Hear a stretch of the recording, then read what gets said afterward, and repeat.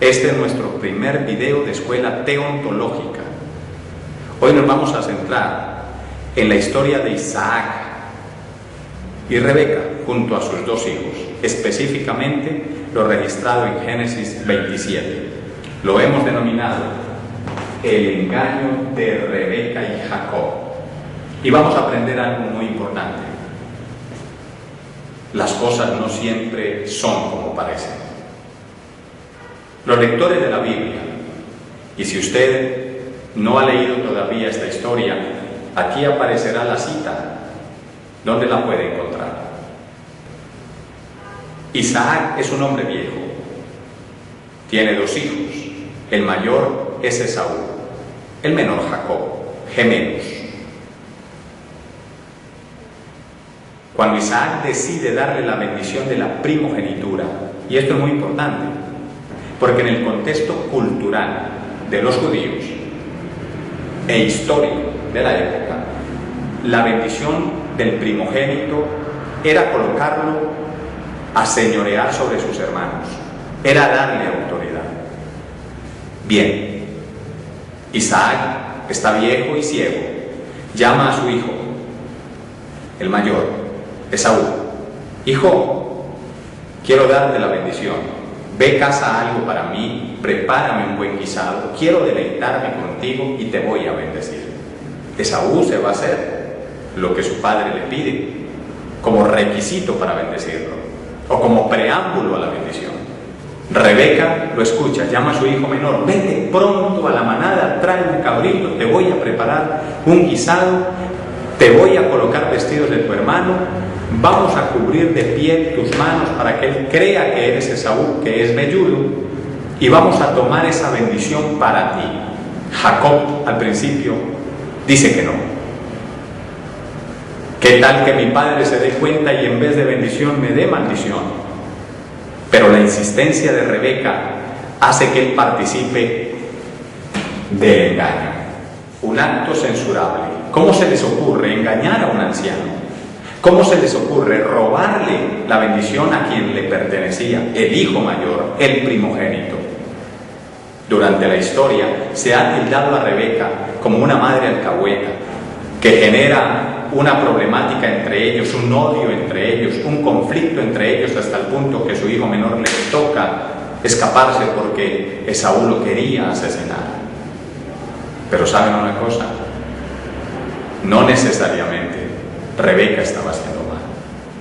Y ahí es donde empezamos a hacer el ejercicio del análisis. No hacemos una apología al engaño, ni mucho menos, pero vamos a mirar desde otro punto de vista por qué esa mujer lo hizo, qué la llevó a hacerlo. Nos tenemos que ir capítulos atrás, años atrás. En Génesis 27, Génesis 27.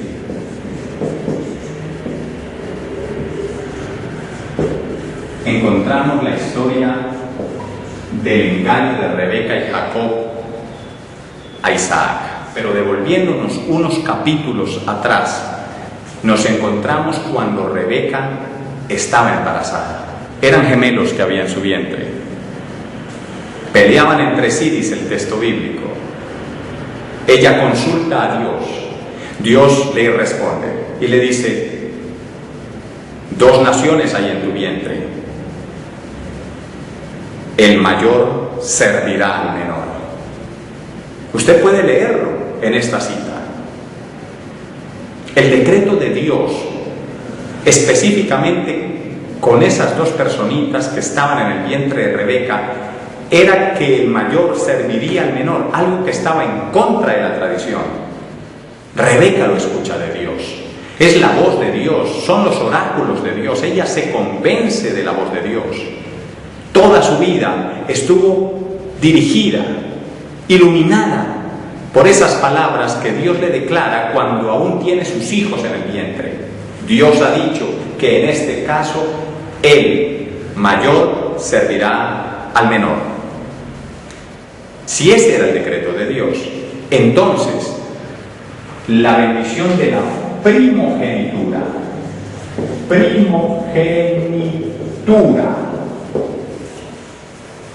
Esa bendición era entregarle al primogénito el señorío sobre los demás hermanos, la autoridad, el suceso, la sucesión patriarcal.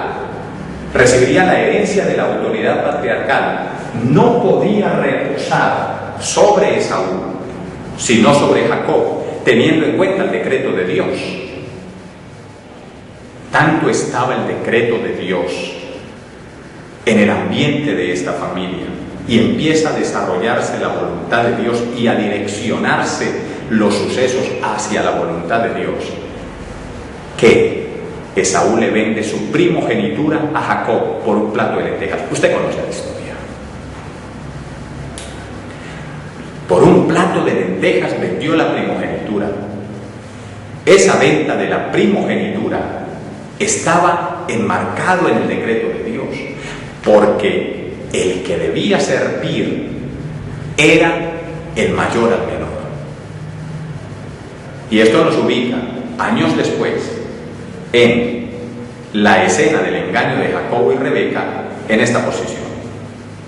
Cuando el padre llama a su hijo y le dice: quiero que vayas y cases algo para mí que te voy a bendecir, te voy a dar la bendición del primogénito.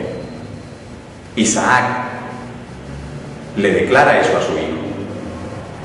Esaú debió, por ética, decirle a su padre: papá, muchas gracias, muy amable, pero yo vendí mis derechos de primogenitura a mi hermano. Lo correcto es que se la des a él. Pero no lo hizo. Pasó por alto su palabra de años atrás. No tuvo en cuenta ni le dio valor a su palabra, al negocio que había hecho con su hermano. Debió haberlo hecho, pero no lo hizo. Segundo,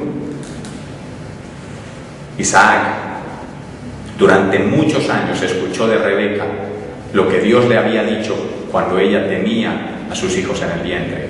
Pero él, el viejo patriarca, se aferró a la tradición, a la cultura. Jesús de Nazaret dijo en algún momento de su ministerio público, hablándole a los judíos, que ellos cambiaban el mandamiento de Dios por la tradición. Eso estaba haciendo Isaac. Él se aferró a la tradición. El que debe servir es el menor al mayor, no el mayor al menor. Así se ha estipulado cultural y tradicionalmente, y así debe ser, aunque Dios había decretado algo completamente diferente. Empiezan ustedes a entender que Rebeca no actuó de mala intención, que no hubo una intencionalidad negra en llamar a su hijo Jacob y decirle hay que engañar a Isaac. Su mente la llevó el decreto de Dios y dijo: tenemos que hacer algo. Isaac se está yendo en contra de la voluntad de mi padre. Y en una reacción desesperada, para evitar que su esposo no cometa una acción en contra de lo decretado por el Altísimo, elabora el engaño. La que estaba conforme a la voluntad de Dios, alineada a la voluntad de Dios, era Rebeca. Tomó una acción censurable, es cierto. No estamos haciendo apología al engaño. Pero si nosotros miramos con más detenimiento, Rebeca era quien tenía la razón. Cuando ella hace todo ese montaje actoral para que Jacob reciba la bendición de la primogenitura, estaba alineándose a la voluntad de Dios. Y esto es muy importante entenderlo. ¿Cuántas cosas por tradición defendemos? Porque así nos lo enseñó la tradición religiosa o cultural o eclesiástica. Pero no nos hemos puesto a analizar si verdaderamente tiene línea directa con la voluntad de Dios.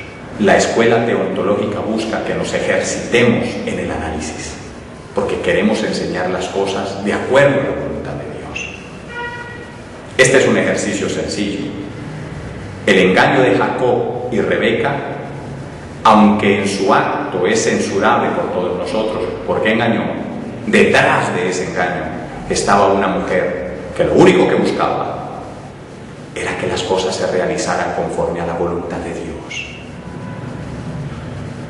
Me imagino a Isaac con su testarudez, ¿Cuántas veces Rebeca le habrá dicho, Dios me habló, me dijo que el menor estaría por encima del mayor, que el mayor debería servir al menor? No, así no es, el que se lleva la autoridad y la bendición del primogénito es Esaú. No, no es así, Dios lo decretó de manera diferente en este caso específico. Y él seguía terco como una mula, hasta su vejez fue terco, y ella en un acto desesperado, porque no se fuera en contra de lo estipulado por Dios, hizo lo que hizo, engañarlo, para lograr que él se alineara a lo estipulado por el Creador.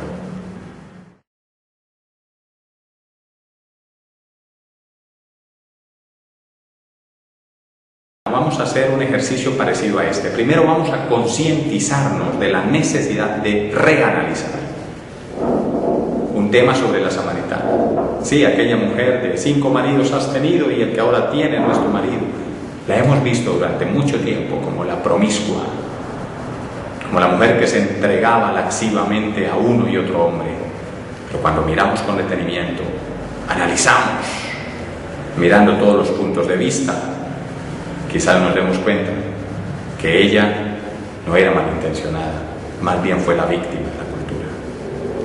Después trataremos la historia de la viuda pobre. Cuando Jesús de Nazaret citó a una mujer pobre que daba todo lo que tenía, ¿cuál era la intención de Jesús? ¿Que la imitáramos? Probablemente no. También lo vamos a mirar desde otro punto de vista. Esos 3 primeros temas, incluyendo el de hoy, será nuestro ejercicio para que comprendamos que debemos reanalizar muchas cosas para corroborar o replantear la forma en cómo las estamos enseñando. Escuela teontológica, un análisis, una observancia más profunda de esos temas tan lindos y tan hermosos como son la palabra de Dios, la experiencia con Dios, la relación con Dios, la comunión con Dios. Les habló Humberto Pérez Salazar, de Escuela Teontológica.